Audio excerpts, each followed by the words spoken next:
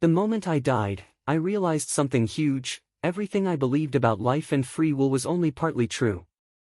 My name is Cynthia Morales. I'm not sharing this to get attention, but because I have to. On February 19, 2025, I collapsed in the middle of an art museum tour. For 7 minutes, I was clinically dead. During that time, I met Jesus Christ, and what he showed me changed everything I thought I knew. He showed me that life isn't just random, we are guided, helped, and even given a path before we are born. What I saw might shake your soul. It might even save it. It was a Tuesday morning in Chicago. Cold, but clear. I was leading a school group through the modern art section of the Lincoln exhibit. I've worked as a museum guide for 11 years. I've done the same route many times. But that morning, something felt strange. Not my body, but the air around me. It was like the world wasn't in sync. I kept looking at my watch, even though I wasn't late. I even joked with a student, "Feels like time's lagging today." I didn't know then, but I was sensing something bigger. While I was talking about a sculpture that looked like a twisted DNA strand, I felt a buzzing in my chest. Not pain, just a low hum, like a guitar string being plucked inside me. I blinked. The lights above me got too bright. I touched the wall to steady myself. Everything around me slowed down. Voices turned into echoes. Colors blurred. I saw a red balloon float by, but no one had a balloon. Then everything went silent. My knees gave out. I collapsed. The last thing I remember was someone yelling my name, Cynthia. Like I was underwater. But I didn't disappear. I was still there, just in a different way. I couldn't see or hear normally, but I was aware. I wasn't in pain. It was calm. I felt that something big was about to happen. When I died, there were no flashing lights or choirs. Just stillness. While my body lay on the museum floor, the paramedics arrived and tried to revive me. But I was somewhere else. It didn't feel like I was falling, it felt like something lifted me out of my body. I looked down and saw myself lying there in my brown coat. I saw the paramedics start CPR. But I wasn't scared. I was curious. I could see and know things in a way I never had before. I knew what the doctor in the ambulance was thinking. I knew the names of the crying kids. I even knew that one of them would grow up to be a surgeon one day. My mind was open and clear like never before. Then I felt something behind me, watching me. It didn't feel scary. It felt familiar. When I turned, though I didn't turn the way we do on Earth, I saw a shape made of golden light. It spoke one word into my mind: come. It wasn't loud, or forceful, but I knew I had to go. Leaving my body didn't feel like the movies. It wasn't dramatic. It felt like slipping out of a heavy coat. As I rose, the sounds of Earth faded like a radio losing signal. But I could still see. I watched the defibrillator being used on me. I saw a woman whispering a prayer. I could feel her emotions, her fear, her hope. Then something changed. The ceiling above me dissolved into light. A tunnel opened. But it wasn't dark, it felt like sound, like energy. As I moved through it, I passed layers, each with its own feeling, sound, and memory. I felt my regrets and guilt, but not as punishment. It was like reading from my own diary. Then I felt laughter, sunlight, my mother's voice. Joy. And then, I was free. I came into a place of soft, peaceful light. Not bright, not dark, just peaceful. Then I realized I wasn't alone. All around me were glowing orbs, souls. Each one alive with memories, thoughts, and emotions. We were all part of the same field, but I was still being pulled higher. Then I was shown my life, not as a movie, but as if I was living it again, through the eyes of others. I felt the sadness of a janitor I once ignored. I felt the hope I gave a friend when I encouraged her. Every word, every moment had a ripple effect. Then I saw something amazing. It looked like a living blueprint, glowing with lines and energy. A voice said, "This is the architecture of your life." I saw how choices had been placed before me since birth. What I thought were random events were actually designed to help me grow and love. I realized that we are not puppets, but we aren't fully in control either. Life is co-created, we make choices, and something greater helps guide us. As I passed through the tunnel, I felt emotional layers: fear, love, regret. One layer felt heavy with sadness, not just mine, but humanity's. I started to panic. Was I being judged? Was I sinking? But then I felt a powerful presence. Calm and strong. It didn't erase my regret. It embraced it and changed it. I felt healed. Then everything sped up. The tunnel widened and filled with light. I saw time as patterns, past, future, all connected. I realized I wasn't just dying, I was being tuned, like an instrument before it plays a song. Crossing into the next world wasn't like going through a door. It was like touching something alive. A membrane that knew me. When I touched it, it opened. Suddenly, I was standing in a place of pure consciousness. No color, no sound, yet everything shimmered and sang. I saw a city, made of light, sound, and thought. Buildings floated, powered by love and worship.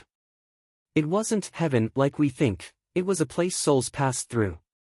Then I saw him. A figure wrapped in light and love. I didn't need to ask who it was. It was Jesus. Before I could move, he lifted me, not with hands, but with his presence. We were in a place where thoughts became real. Jesus didn't speak with words. His messages were instant and full of love. His first message was, "You were never alone.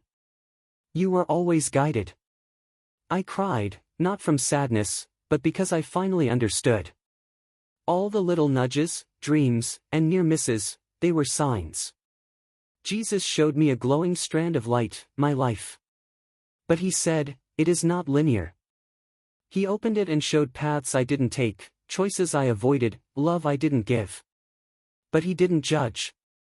He helped me understand. He said that even our silent thoughts matter. They shape the world around us. Every fear, every dream, every word left unsaid, they exist in this place. He took me to a living library, where each book was a life, a possibility. He showed me a version of me that chose different paths. Every path had value and meaning. Then I asked, if everything is planned, do we really have free will? Jesus answered, "Your will is free, but your soul made agreements before you were born." I saw my own life plan. The pain, heartbreak, and struggle, they were not punishments. They were lessons, ways to wake me up. Jesus showed me that I had agreed to meet certain people in this life, some to teach me love, others to challenge me.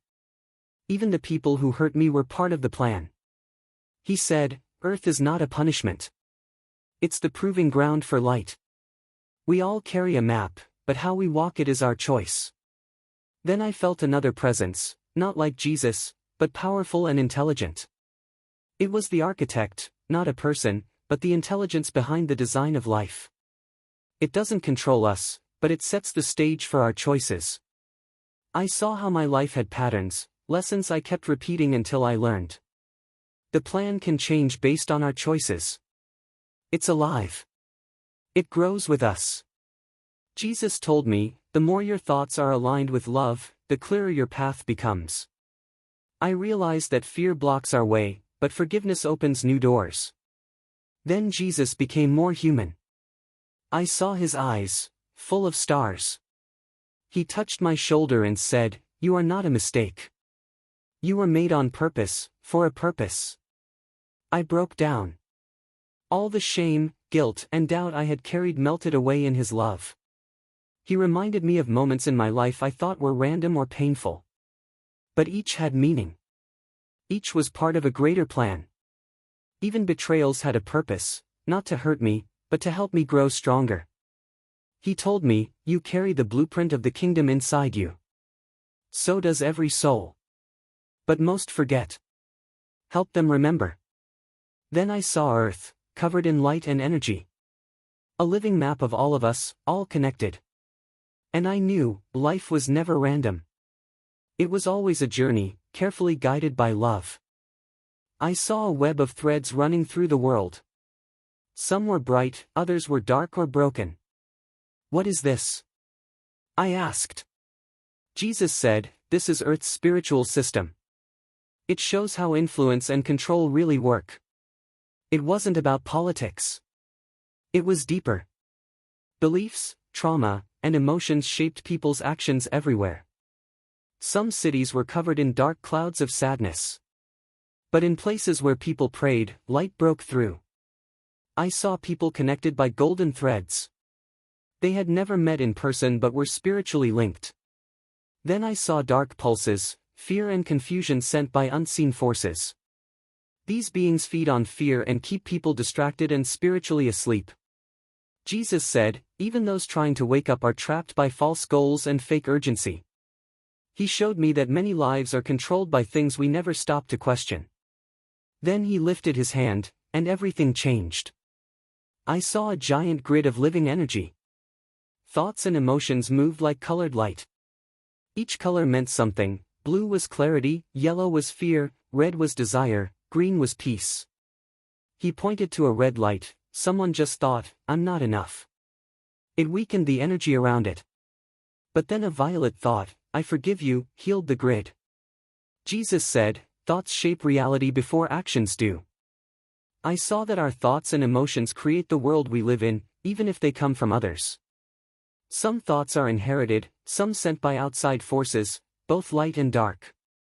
Jesus said, test your thoughts. Not all are yours. That changed how I saw personal responsibility. Earth isn't chaos, it's a living system. We shape it, protect it, or harm it. Then we entered something he called the Chamber of Agreements. It wasn't a place, it was a deep knowing.